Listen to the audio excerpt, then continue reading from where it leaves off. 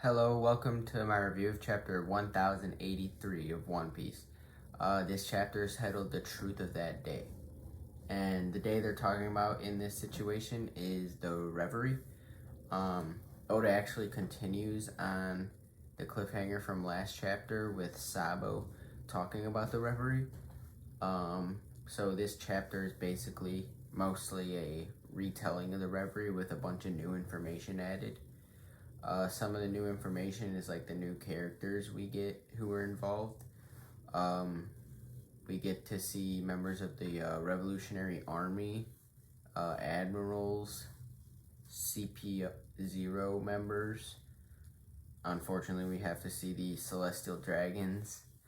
And then we also get a new mystery, which is the Holy Knights, and they're revealed in this chapter.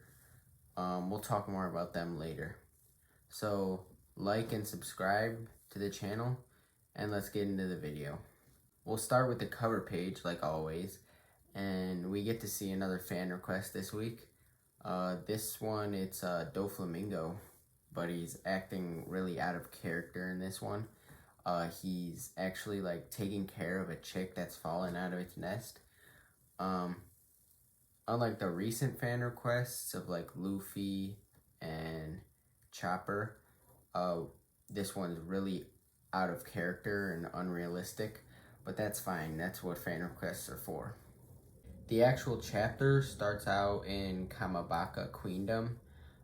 Sabo reveals the goals and aspirations of the Revolutionary Army's mission on the Reverie, and these are a declaration of war by destroying the Celestial Dragon statue, freeing as many slaves as possible, Kuma included, and to destroy the food storage. Destroying the food storage is an interesting one because it shows that the Revolutionary Army is actually very intelligent. They are fighting this war on multiple levels rather than just fighting fist to fist. And then Dragon and Ivankov mention that there are 8 countries in revolution right now. We already knew about these countries, but we get more detail about them. And then Ivankov also mentions that they're stopping supplies from getting into Mary Jaw. Again, they're fighting this war very cleverly, and Ivankov gets all enthusiastic about their plan, but Dragon is still a little bit worried. That's because Dragon then reveals that the government will soon deploy the 9 Holy Knights. Oda shows us the silhouettes of these Holy Knights, and the one guy in the middle is been heavily theorized to be Shanks. I kind of doubt that it's Shanks because we know too much about him for a reveal like this to happen this late in the story, but it could still be a family member or something. We know that Shanks is a celestial dragon, part of the Figarland family, so it could be a brother or maybe a dad or something like that. But anyway, Sabo is now a hero in the eyes of the revolutionaries and public enemy number 1 in the eyes of the world government. Sabo, he actually feels bad for King Cobra, because King Cobra was actually like a good man. He was one of the most like benevolent and good kings in the One Piece world. He didn't actually kill Cobra, as we know, but he still feels bad for him because he was there and witnessed it.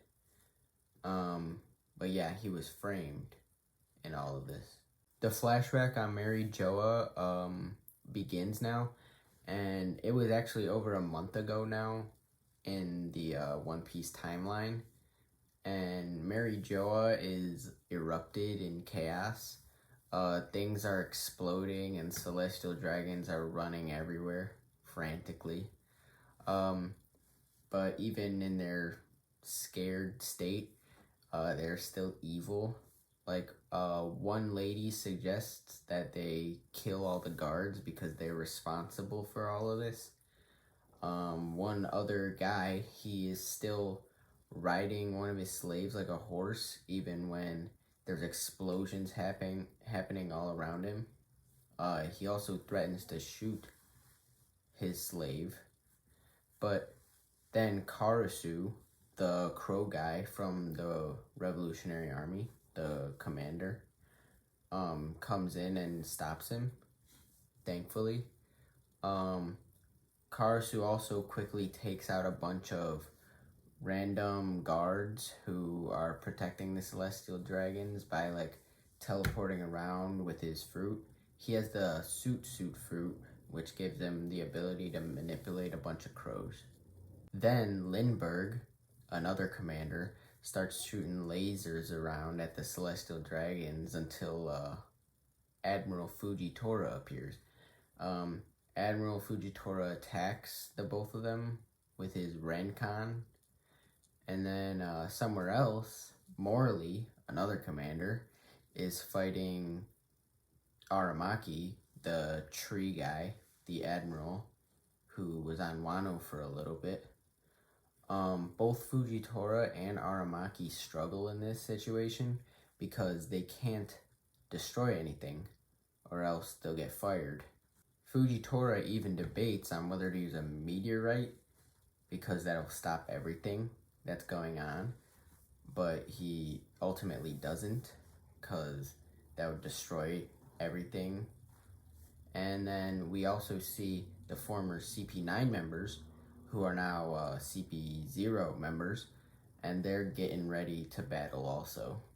And then we head inside the Pangea Castle, and we see Sabo looking around for Kuma. Unfortunately, Kuma is with Saint Roswal and Saint Charlos, debatably the two worst celestial dragons that we've seen in this show. And Charlos, he still wants Princess Shirahoshi as his pet. And then we see a couple panels with Shirahoshi and Bonnie, and then we ultimately see Vivi, all the princesses who are there on the Reverie right now. And Vivi is arguing with Rob Lucci about protecting Shirahoshi, which he isn't doing, even though that's his job. And finally, to end the chapter, we go over to King Cobra and his bodyguards. King Cobra is preparing for his meeting with the Gorosei, where he's going to talk about something important. And that's the end of the chapter. It's sad that we know that King Cobra is going to die, but we don't know how he's going to die, really. It could be at the hands of a Holy Knight. Maybe we'll get a reveal of at least one Holy Knight in the next chapter. Yeah, the next chapter will probably follow up because Oda wouldn't stop mid-flashback. And, but the Holy Knights, speaking of them, I don't think that one Holy Knight is Shanks, but if it is, that would be huge. Shanks being on the government side would change literally the whole story. And like and subscribe if you made it this far, and see you in the next video.